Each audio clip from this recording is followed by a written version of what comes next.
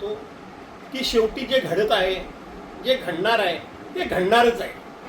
त्याची फार मोठी चिंता पक्षप्रमुखांनी करू नये, एवढंच फक्त आजच्या खेपेला मी सांगेन. शेवटी ये दिन भी निकल जाएंगे, हे दिवस सुद्धा निघून जातील. पण हे दिवस निघून जाण्याकरता म्हणून आपल्याला कुठे ना कुठेतरी काही कार्यक्रम हातामध्ये घ्यावा लागेल, काही निर्णय करावे लागतील, काही भूमिका त्या ठिकाणी आपल्याला ठरवावी लागेल. आणि म्हणून मी आजच्या दिवशी पक्षप्रमुखांना एवढंच सांगेन, उद्धव साहेबांना, कि डरो मत, बिल्कुल डरो मत. जो होने वाला है वो होने ही वाला है, जो हो रहा है वो हो ही रहेगा, और जो होने वाला रहेगा वो भी होता रहेगा. चिंता मत करो. संदर्भातलं मी बोलतोय. पक्ष फुटतायत, ते का फुटतायत ते मी तुम्हाला सांगितलं. अरे पक्ष फोडणाऱ्यांना थोडी जनाची नाही मनाची तरी असली पाहिजे ना, हा त्यातला महत्वाचा मुद्दा आहे. या देशामध्ये 70 वर्ष काँग्रेसने काय केलं म्हणून हे प्रश्न विचारणारे लोक, यांच्या पक्षाला असं काही काँग्रेसने तोडण्या फोडण्याचं काम नाही केलं. काँग्रेसमध्ये पक्षांतरं झाली नाही का, तर झाली.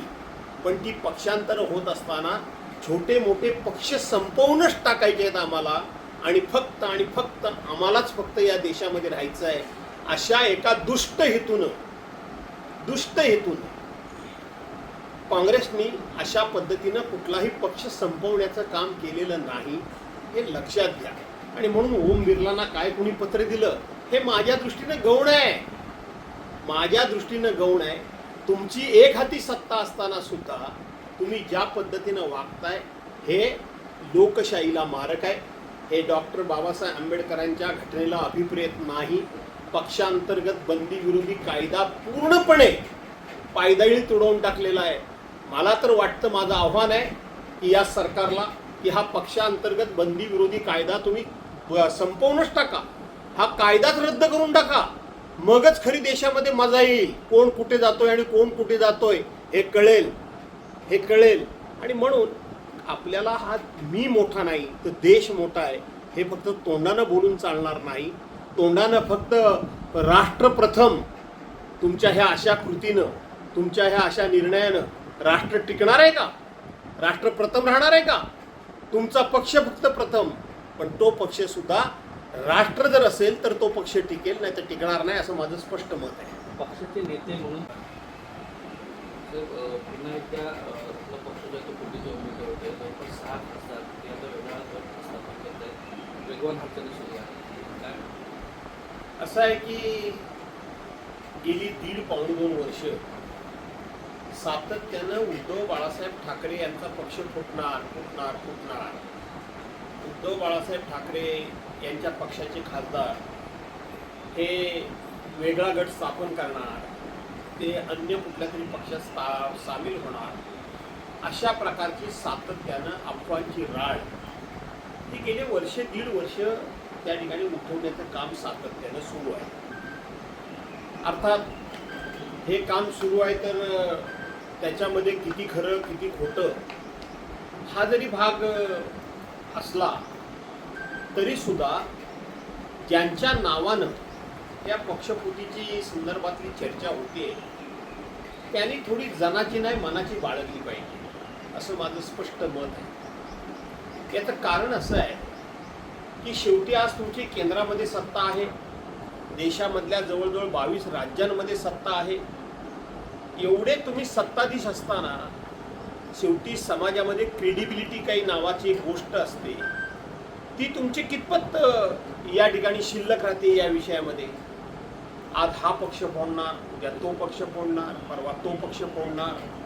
शेवटी पक्ष फोडून तुमच्या पक्षाची सूज जरी वाढत असली तरी समाजामधली तुमची असलेली प्रतिष्ठा आणि समाजामध्ये तुमच्याबद्दल असलेला आदर, हा आदर दिवसागणिक रसातळाला जातोय.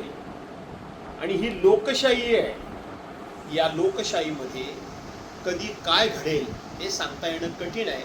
आणि म्हणून ज्यांच्याबद्दल हा संशय निर्माण केला जातोय, म्हणजे ज्या पक्षांबद्दल, त्यांनी थोडी जनाची नाही मनाची बाळगावी, असे माझं स्पष्ट मत आहे. 15 वर्ष ज्यांना सत्तेची अनेक पदं दिली ते 15 दिवस सुद्धा ममता बॅनर्जींच्या पाठीमागे टिकून राहू शकले नाही. असे अनेक पक्ष, आपचे खासदार असतील, पश्चिम बंगालमधला ममता बॅनर्जींचा पक्ष असेल, आमचा पक्ष देखील असेल, किंवा अन्य जे कोणी पक्ष आहेत, त्या पक्षातले फुटून जाणारे आमदार खासदार किंवा फुटून जातील अशी चर्चा होणाऱ्या आमदार खासदारांचं म्हणणं काय असतं? आम्ही विकास कामाकरता जातोय, आम्ही आमच्या भागातल्या विकास कामं रखडवली जातात, आमची विकास कामं केली जात नाही म्हणून आम्ही जातो, आमच्या नाना तऱ्हेच्या चौकशीनं आमचा ससा मिरा सुटत नाही, या नाना तऱ्हेच्या चौकशांमुळं आम्ही हैराण झालेलो आहोत, आम्हाला कौटुंबिक सुख शिल्लक राहिलं नाही म्हणून आम्ही जातो आहोत.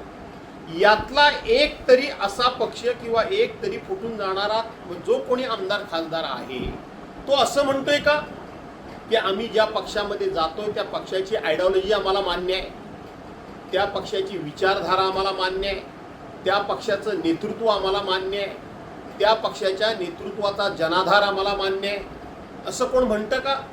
कोणी म्हणत नाही. विकास कामांकरता जातोय किंवा ज्या काही चौकशी एजन्सीच्या मार्फत आम्हाला छळलं जातंय त्या छळापासून सुटका करण्याकरता म्हणून आम्ही जातोय.